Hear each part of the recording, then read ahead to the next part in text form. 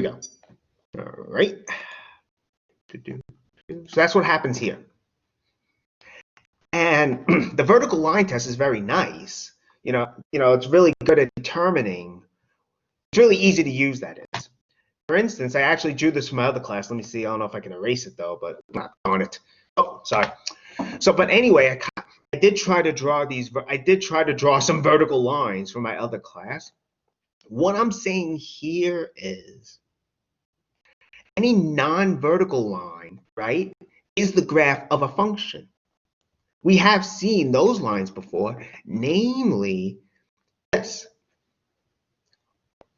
M is the slope, B is the vertical intercept.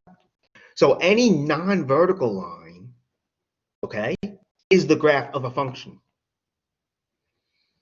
It passes the vertical line test. I'm trying to illustrate here. I mean, you may have to use your imagination a bit to see that these lines are vertical, at least when I'm drawing them. But anyway, every vertical line here will intersect the line, the graph, only once.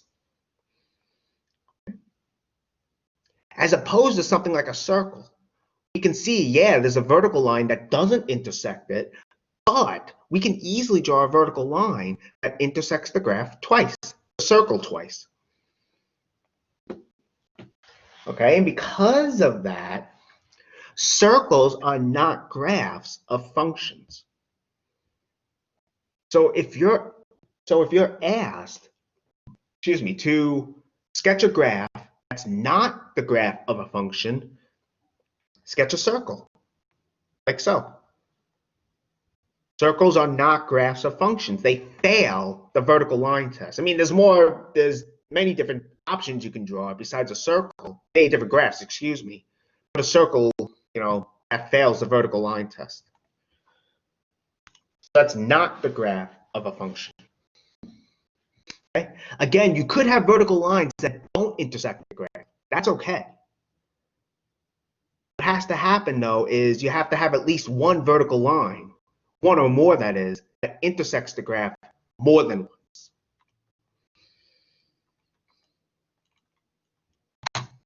Now, you might be wondering, why does this work? Why does the vertical line test even work? Well, if you have a vertical line, right, that is the graph of an equation that looks like this. So a vertical line is the graph of this kind of equation, x equals b, for some number b. Or I should actually say this, an equation that's equivalent to this.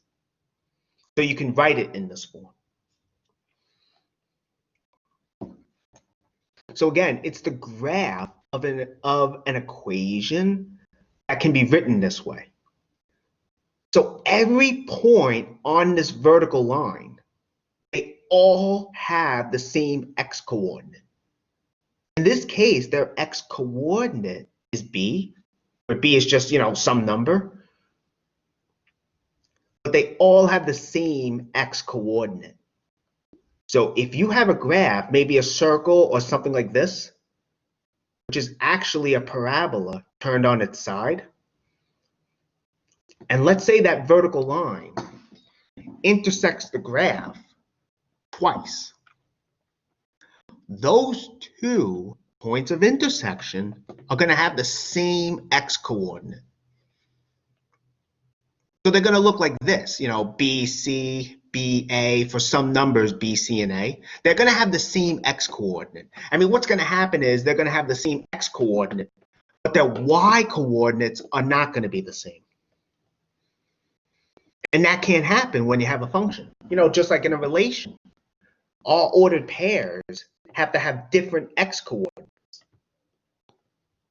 Well, if you want to see that visually, or more visually, I guess, you can draw something like this.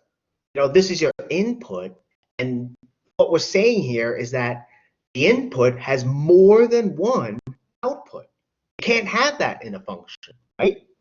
Each input has one output, okay? That's what happens. So I just wanted to put down why the test works. It's probably the mathematician part of me. I like to say why things work, why something is true. Okay, we have that. So these are just some more examples, and of course I probably ruined it with these vertical lines. I wonder if I can erase those. Let me see if I can erase those quickly. Sorry. Oh, that was easy. All right. Easy to erase. I mean, I did send you guys the notes already. Although I'm wondering I hope the notes didn't have those vertical lines in it, but I don't think they did. But anyway, these are just some more examples of graphs that pass, they satisfy the vertical line test. We have this graph, which is the graph of this equation, y equals x cubed. Okay, y equals x cubed. In fact, it passes the vertical line test. Let me draw it actually for fun, although that graph's in red, so let me use a different color. Let's use blue. You can see, I'm trying to illustrate that it passes the vertical line test. I mean, hopefully you can see without it, but hopefully you can see though that any vertical line you draw will only intersect the graph at most once. Same thing over here for the one on the right. This graph is the graph of, let me get that laser thing up. Over here, same thing. This is the graph. This graph is a graph of a function. It's the graph of this equation. Namely, this graph is the graph of a function. Okay? And how do I know that? Well, sorry, wrong button. How do I know that? Well, you draw any vertical line, right? That's going to intersect the graph only once. Or over here, I guess, it may not intersect it at all. That's okay. Happen. Like so. Okay. So that's what's happening here. So we have two different graphs that do give us functions. Okay. Now, these are graphs of these equations. You could probably guess what's going to come next. An equation in x and y can also give us a function. Namely, if you have an equation in the variables x and y, okay, just like we had over here, these equations will define functions for us. That is, they will define y as a function of x, and we'll have this if the graph passes the vertical line test. When I say y is a function of x, for us, that just means we have a function. That's actually what was in the definition of a function and the notation on the previous slides. So for us, how do we know if an equation in x and y give us a function? Or that is, give us y as a function of x? You sketch the graph, and the graph has to pass the vertical line test. That's what has to happen. And really what you can do in such a situation, in such a scenario as I here, okay, what you can do is replace, if you call the function f, that I'm doing here, you can replace y with f of x in the equation. You can replace y with f of x. And then if you solve for y in terms of x, I'll show you some examples, you actually can get a formula for the output from your input. For the output, you can get a formula where if your x, your input goes in, the formula will tell you how to get f of x. The equation will tell you how to get f of x. That makes sense what I just said. I think it did. Basically, you get a formula for your function. That's what I'm trying to say. We have different ways of defining a function. What's actually happening in the background is the solution set to an equation in x and y. That's a relation. it's just a collection of ordered pairs. I mean, in this case, the ordered pairs are solutions to the equation.